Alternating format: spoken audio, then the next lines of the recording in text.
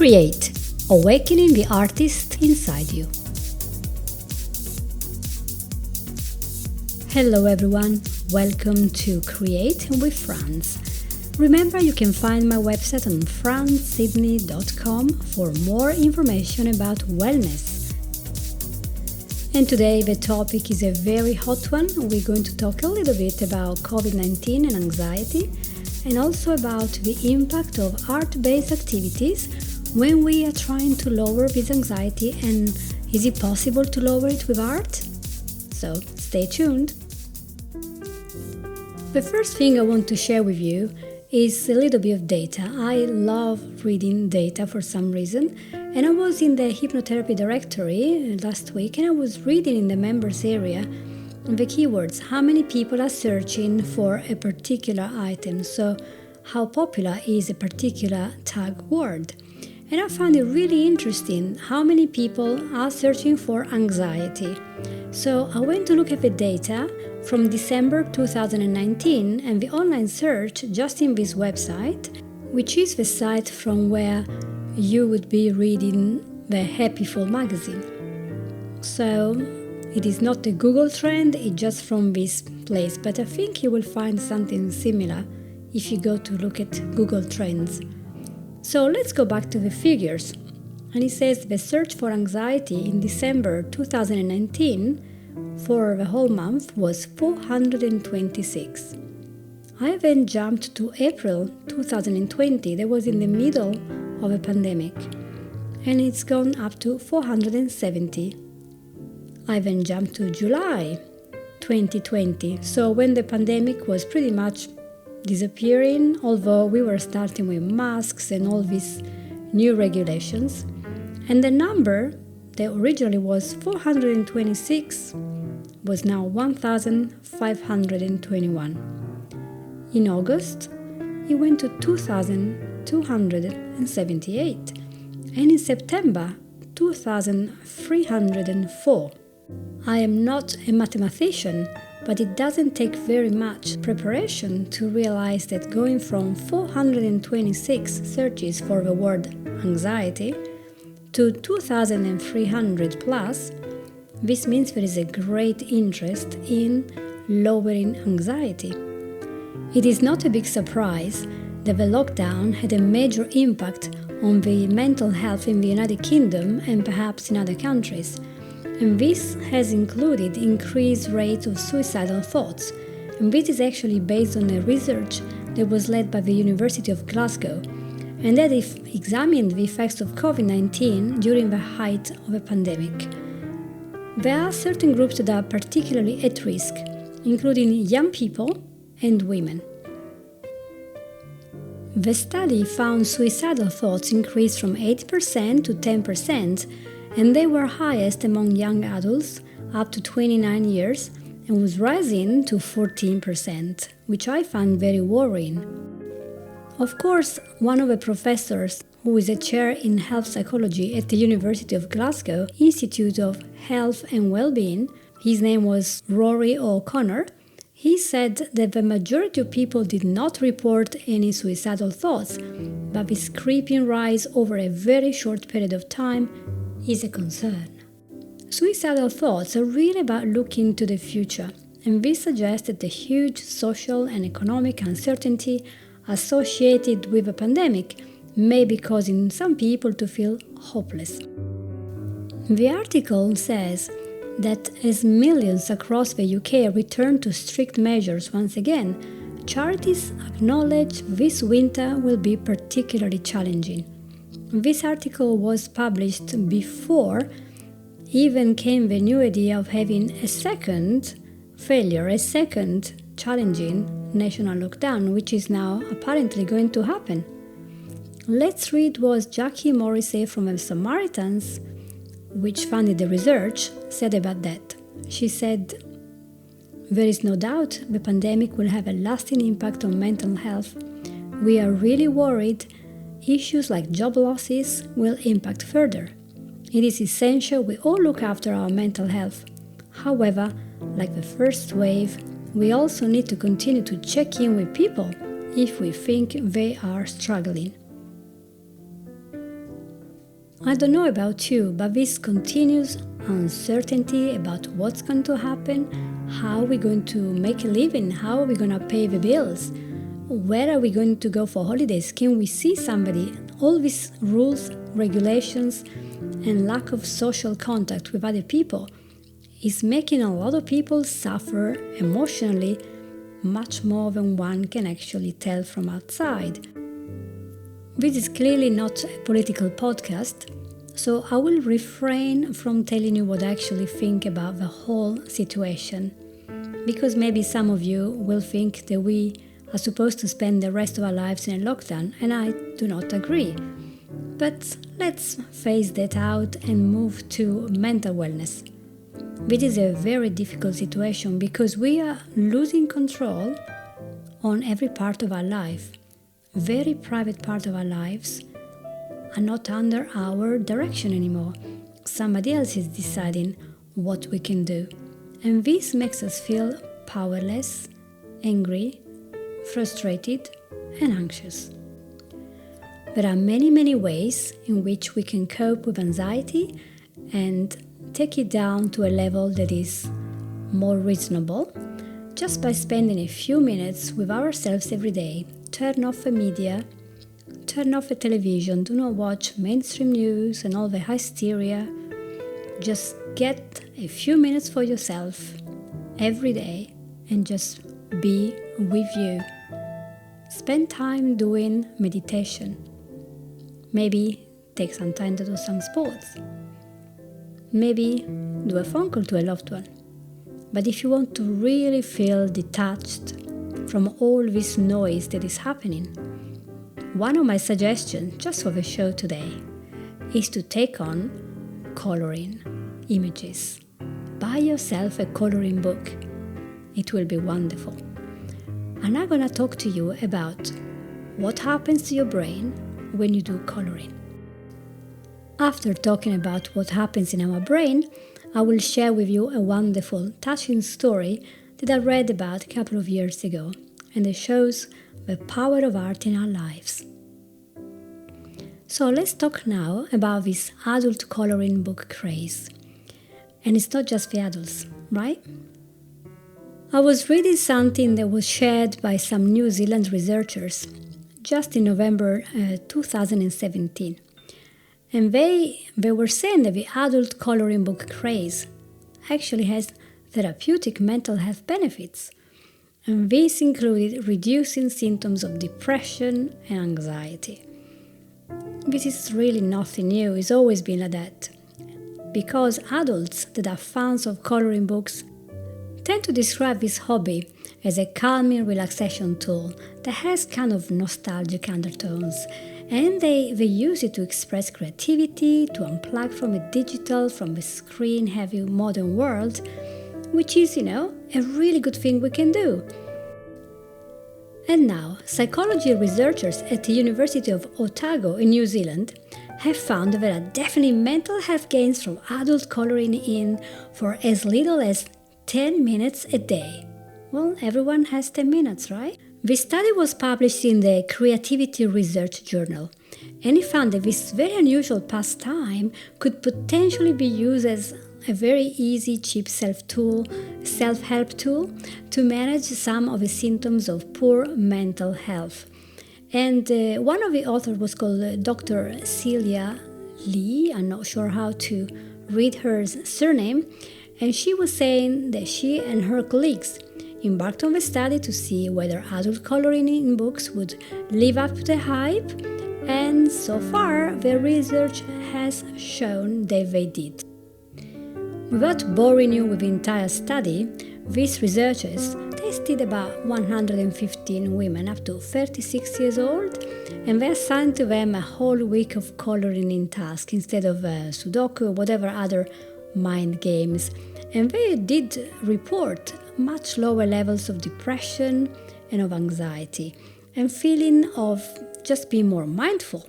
So that was a great thing to hear because, art is very good for calming our inner mind, and a little bit of creativity, even gardening, gourmet cooking, can do something very special for us. So I'm so relieved that we can comfortably adding coloring into the growing list of creative activities that can improve our mental health. And don't we all need that every day? One segment of the population that really suffers with anxiety in these times of pandemic and lockdowns and uncertainty and masks and social distancing is children and youth. And it's very important that we make some efforts every day to talk to them, to see how they're doing, and to support them. This is especially true if we're talking about people with special need of any age.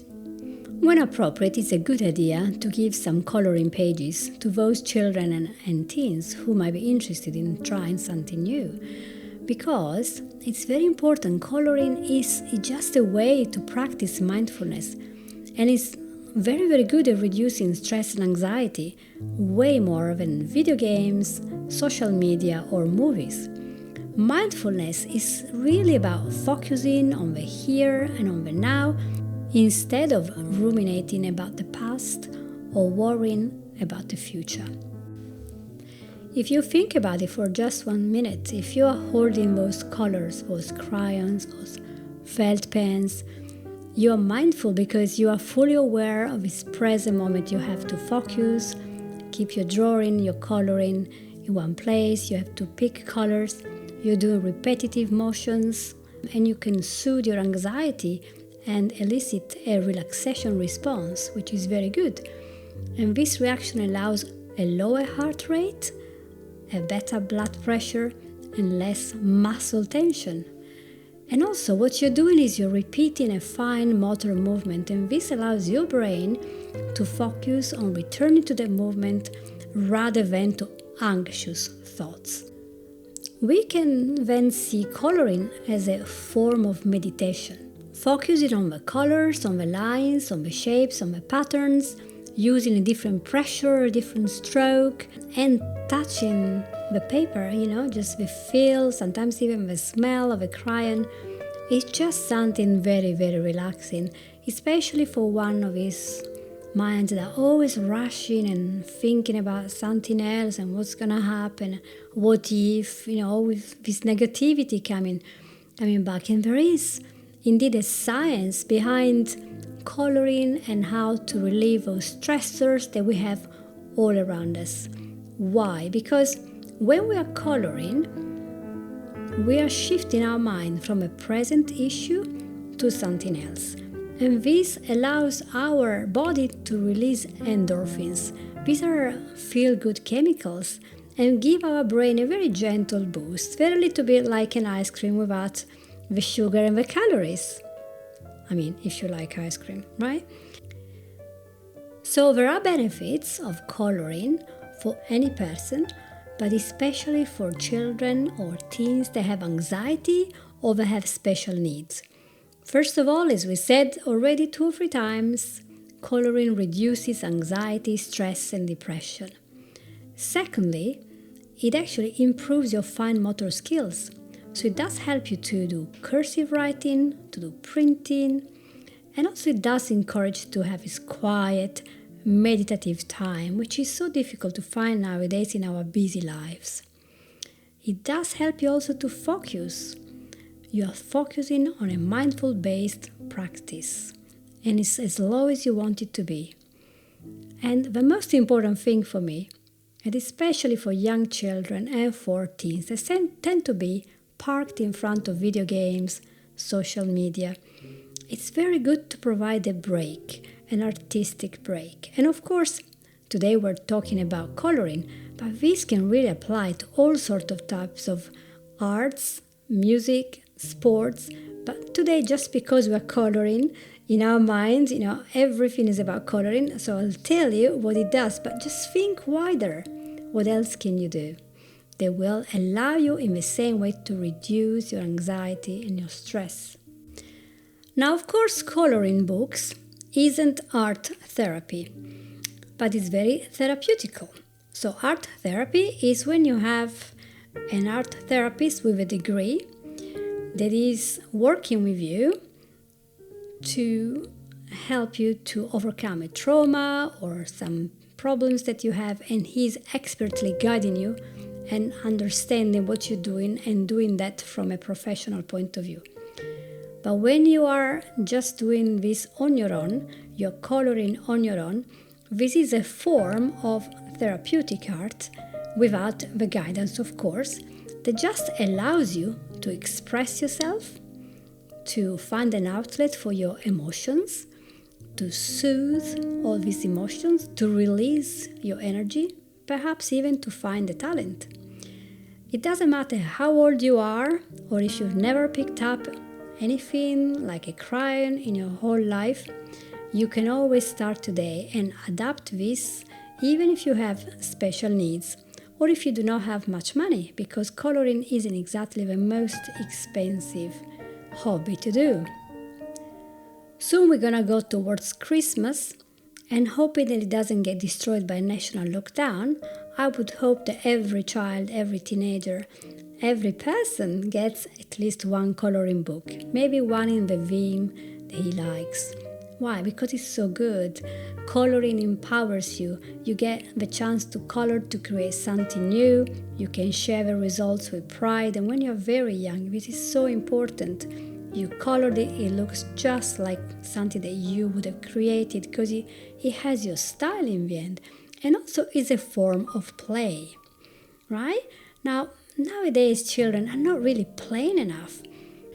Not in a creative way. Of course, people play video games, but how creative is that? How soothing and relaxing is that? It's very competitive. And there is all this bullying in the major video games website.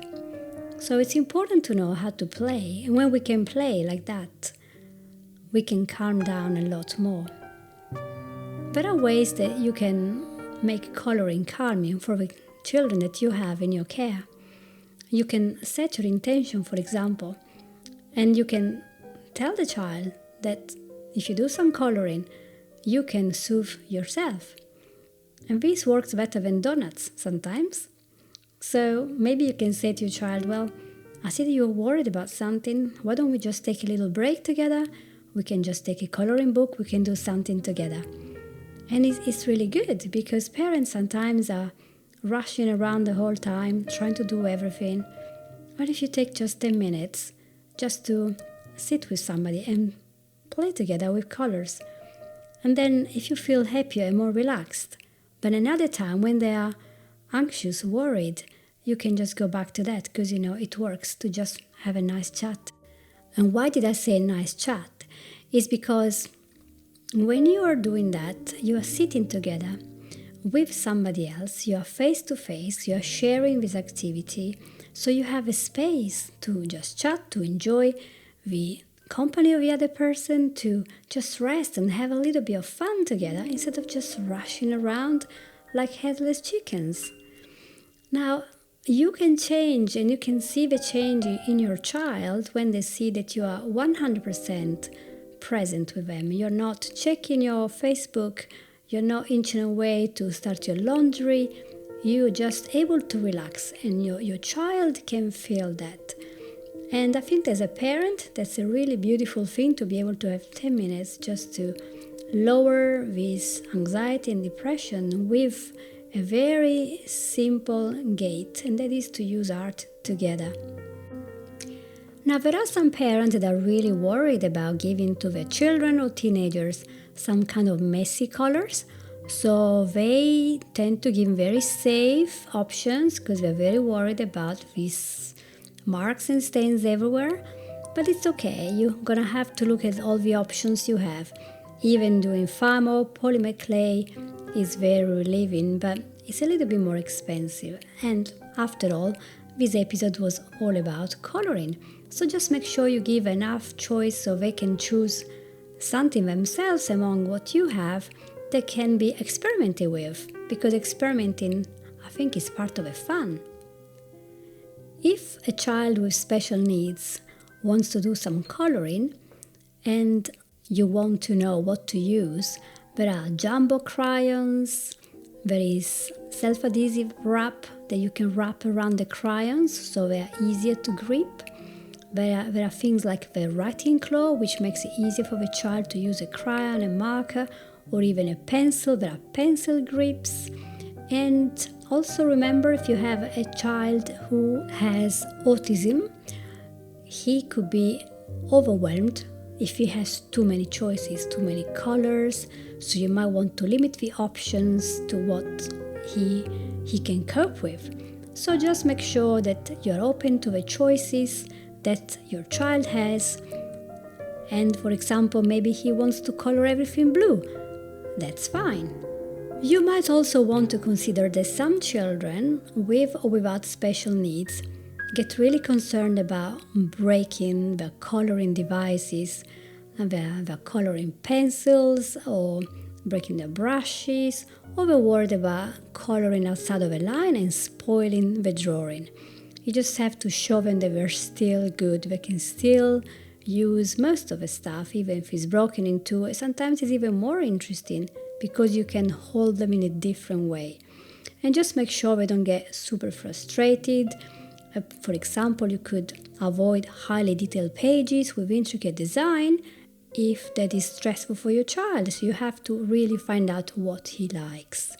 There are also repetitive things to do, soothing, like knitting and jewelry, so you don't have to just stick to coloring. But as I said, today we are talking about this activity, so just make sure it's enjoyable, experiment with different things, and this year, instead of giving lots of video games, trying coloring books.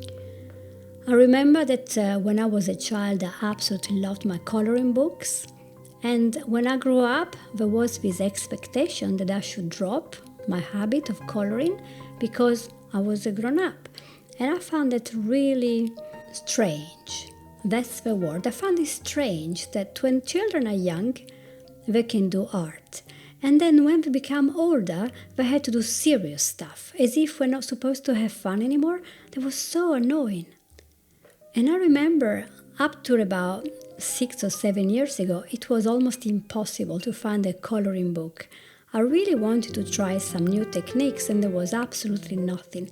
So I'm really thankful for books like The Secret Garden and lots of others. There are now hundreds, you can buy them everywhere. Because now you can find books in all your styles. There aren't just books about flowers.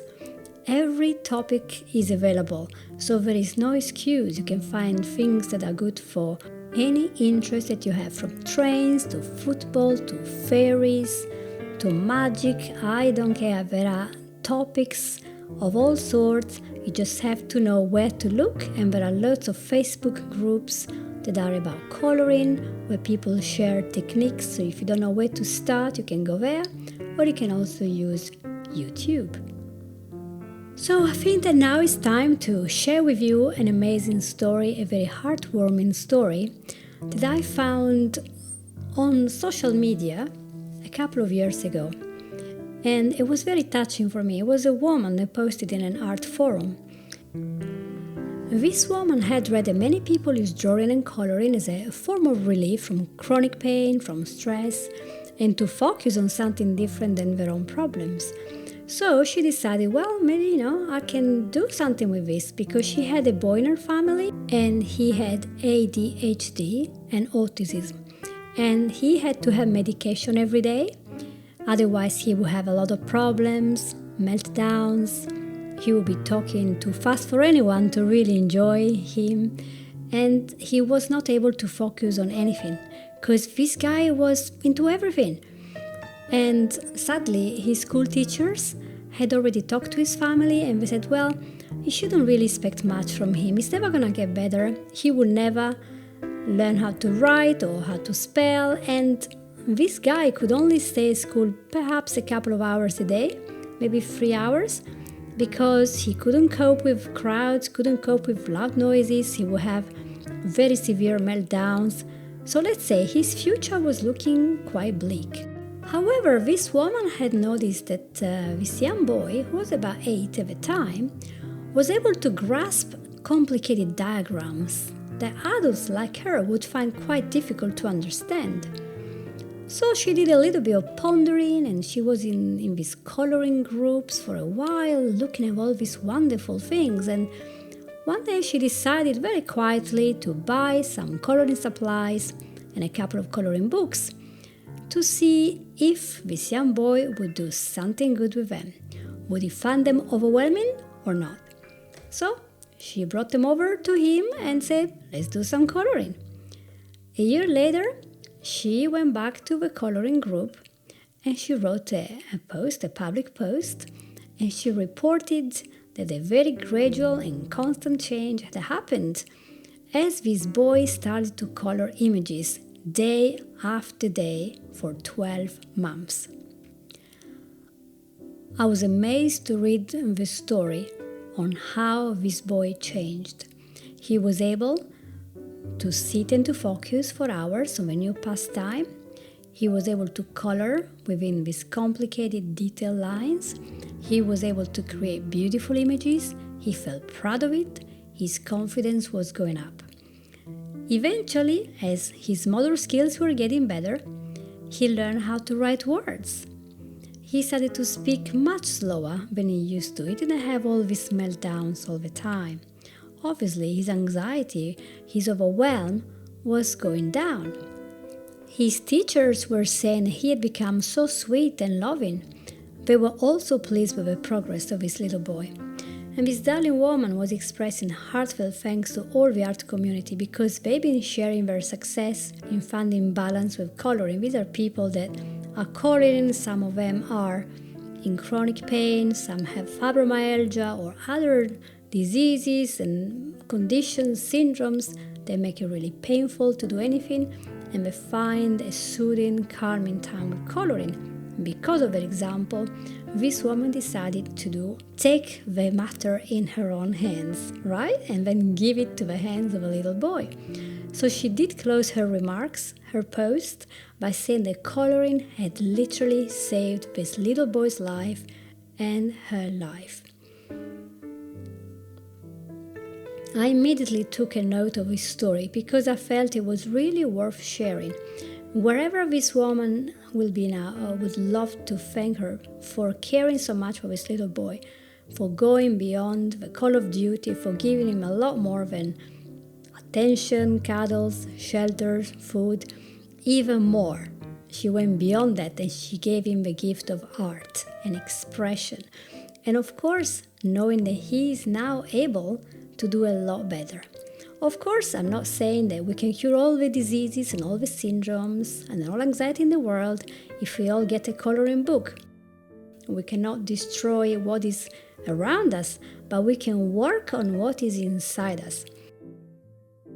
So, in this special episode about coloring books, I would like to ask you, if you know of a person that is close to you who needs more art in his life, who needs to calm down, to cope with anxiety, loneliness, or he has raw emotions and he wants to do that in a beautiful, in a gentle way, please gift this person with a coloring book and some colors.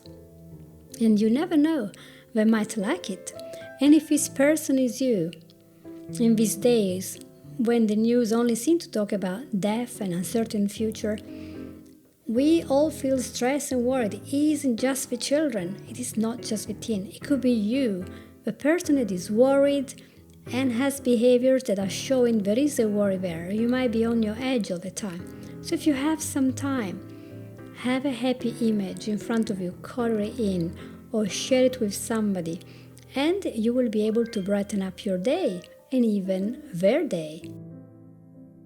It is very important that our mind is able to relax and to focus on something inside us and not something outside, so that we can stop the racing thoughts, the worry, the fears, and really just let go. It's very, very regenerating to spend a little bit of time doing something that is soothing for us. So just treat yourself. You deserve it. This is your time. Now a little bit of self-advertising. I hope I'm allowed because this is my podcast, so I do not spend for advertising. A couple of years ago, I had this idea that coloring is good, but it's not just for children. It's for adults, for teens, and it doesn't have to be always the same thing. I just didn't like the idea of buying the entire book just with flowers, or just with mandalas, or just with trains. I wanted a little bit of variety. So I searched in vain for a book that had a variety of things. I also didn't like those books that have very repetitive designs, where a quarter of the image is very repeated 4 times. I found that too heavy for me. So after searching for a long while, I decided that there wasn't anything like that, and so I decided to make up my own coloring book. And so I put images of all sorts, some very simple, some a little bit more complex, and some that are extremely detailed. For example, you can see there a map where the pirates have hidden their treasures with a treasure chest and the money, and then you can see the palm trees, and you can see the sea in the distance with a shipwreck. Other images show a panda with a baby, and then there is one with flowers, but then there is also the David of Michelangelo. There are loads of different images, including animals, and one of my bestsellers, which is a horse. And so I decided to make this as a special coloring book. In fact, it's not just a coloring book. It's called a coloring notebook. The title is that, Discovery. A coloring notebook for the easily bored. You can find it on Amazon, in Kindle and paperback, amazon.com.co.uk, etc. The fun thing about this book is that there are over 40 pages, and the images are only on the right-hand side, so that the color will not bleed on the back. I think that's not a bad idea. As a coloring person, I know that it is not great to color something just to ruin the image behind. On the left side, I put lined paper, so you can take lots of notes, your goals, your shopping list, whatever. But on the top, there is an inspiring quote. And the image on the right is always connected somehow to the inspiring quote. There is also an area that is specialized just for goal setting, so you can write your goals and remember everything in one place. So, if you want to treat yourself or somebody that you love with a really different book, you can buy Discovery, because this is a book that will allow you to take your notes, write down your goals, look at fun images, even some from the 70s, and just have fun.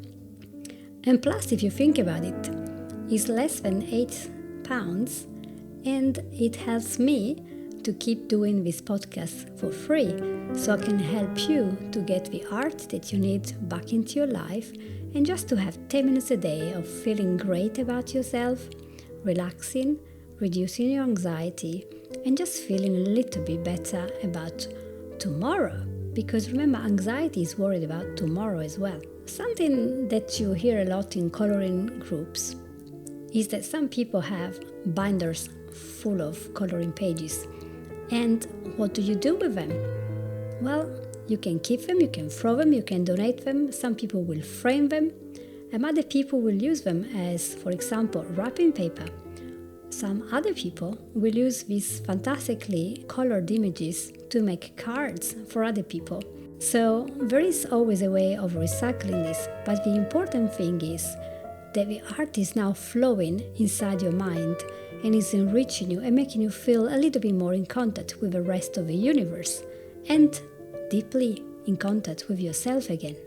So thank you very much for listening to episode 18, and I hope that you really enjoyed yourself and that you are planning to buy for yourself or for somebody a lovely coloring book to feel better and to enjoy your day a little bit more.